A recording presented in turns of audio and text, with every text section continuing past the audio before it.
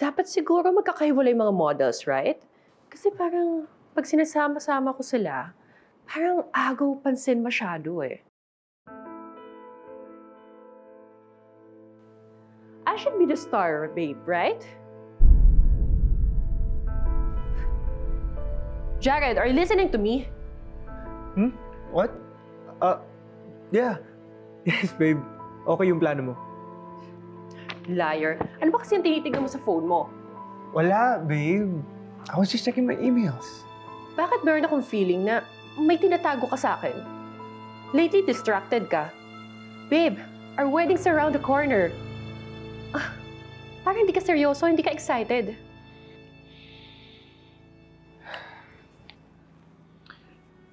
Babe. Pasensya ka na, ha? I have a lot on my plate right now. Pero alam mo naman na hindi natin pwede pabayaan yung business just because we're getting married. Right? Sure ka, business natin ang nasa isip mo. Yeah. Yun lang. Okay. Okay?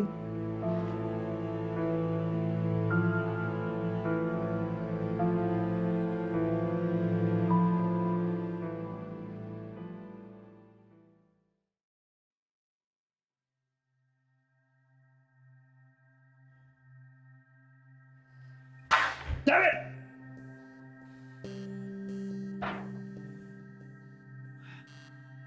Stressed ka na naman, love. I'm sorry. Pababa kasi ng pababa yung numbers ko sa poll. Simula na lumabas yung scandal na yan. Buisit kasi talaga yan si Riley. Hindi nag-iisip. Buti ko siya lang nasisira sa publiko. Eh pati ako nadadamay.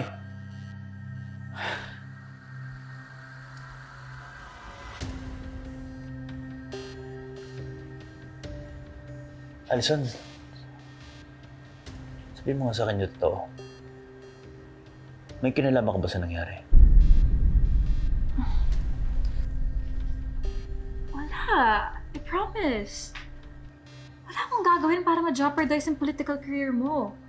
Alam ko kung gaano ka-importante sa yung campaign mo and wala akong intention para ma-sabotage yun. Ang oras na malaman ko lang kung sino naglabas ng spy cam video na yan. Malilitnikan talaga siya sa akin. Pag nalaman ko kung sino siya. Bakit hindi mo kausapan yung producer ng TV show para malaman mo yung source ng expose nila?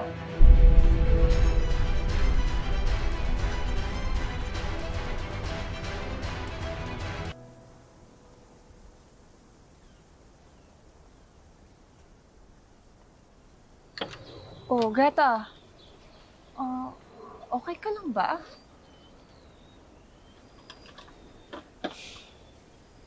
Oo, nag-away lang kami nag-away kami nung importanteng tao sa buhay ko. Oh my God, sino to? Boyfriend mo ba to? Anong boyfriend? Wala akong boyfriend, no? Tsaka hindi pa ako nakakita ng deserving para sa ganda ko. Pabayaan mo na yan. Alam mo, kahit naman ikwento ko sa'yo yung mga drama ko sa buhay ko. Eh kung hindi mo naman din naman kilala, di ba? So wag na lang. May iba tayo. Ready ka na ba for today's shoot? Yes. I can't wait to slay it.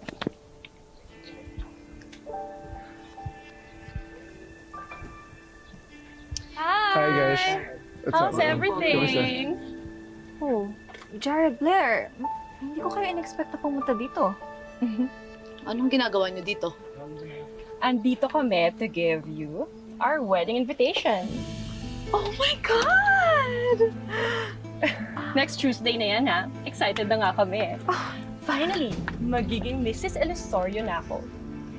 Kaya sa lahat ng mga nangangarap dyan sa fiancé ko, all I can say is, mamatay kayo sa inggit.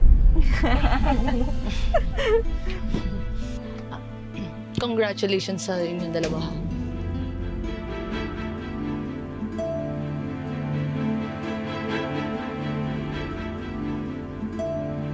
Nay, Kamusta po kayo dyan? Namimiss ko na po kayo. Ang tsaka ng ganitong may tampuhan tayo. Sana po maging okay na tayo.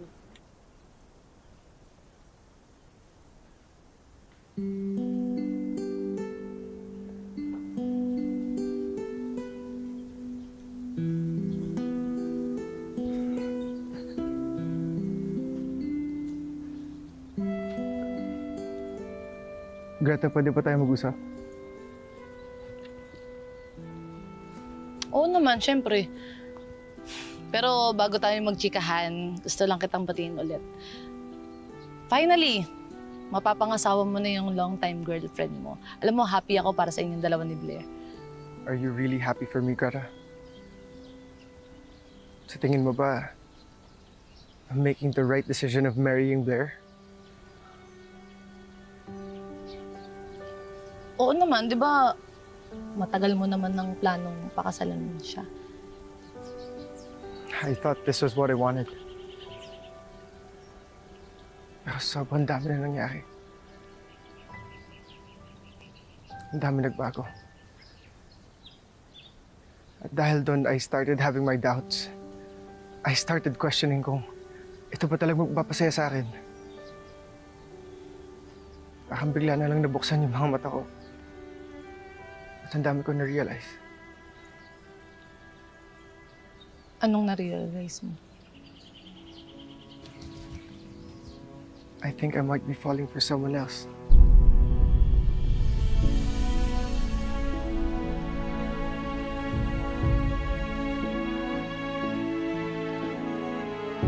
Buti naman at mukhang okay na ang ate mo. Madalas pa ba siya naglalasing? Since kinuha siyang model na Ate Greta, tumigil na rin sa pag-inom si ate. That's good. Kaya sobrang thankful ako kay Ate Greta. Ang bait-bait niya talaga ang kaibigan kay ate. Yeah.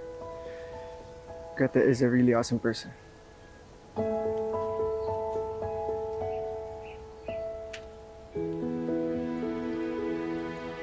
Ma'am, pwede na po ba tayo mag-resume? Ayun na nga, medyo masama kasi pakiramdam ko. Lexi, ikaw na lang muna bahala dito ah. Alam mo naman ang mga dapat gawin, di ba? Sige po, Miss Greta. Carry na po namin. Sige.